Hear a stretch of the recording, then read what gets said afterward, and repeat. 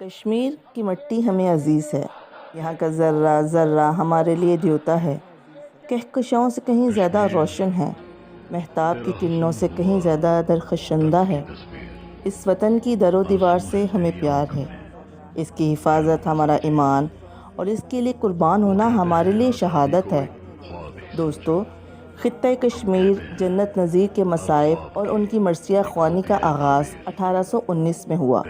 غیور کشمیری قوم کا پہلے سکھوں کے ہاتھوں پھر انگریزوں کے ہاتھوں سودا ہوا۔ جموں اور کشمیر کی مکمل آبادی کا 83% حصہ مسلمانوں پر مشتمل ہے۔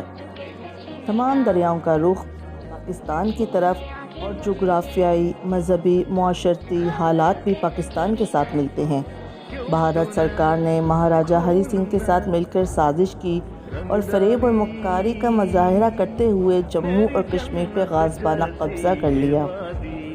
نہتے کشمیری مسلمانوں کے خون سے خولی کا سلسلہ اس وقت سے لے کے اب تک جاری ہے۔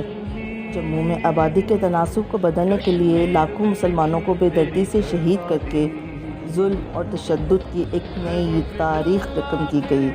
لیکن سلام ہے ان عظیم ماؤں پر جنہوں نے اپنے بطنوں سے سید گیلانی، برہان وانی، ابوالقاسم جیسی اولادوں کو جنم دیا جو بھارتی فوج کی گولیوں کا مقابلہ پتھروں سے کرنا جانتے ہیں۔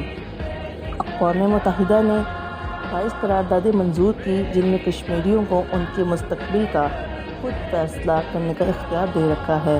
بانی پاکستان قائد اعظم محمد علی جناح کا یہ فرمان یاد رکھنا چاہیے کہ کشمیر پاکستان کی شہرک ہے اور کوئی غیرت مند قوم کبھی اپنی شہرک کو خونی پنجوں میں نہیں دیکھ سکتی۔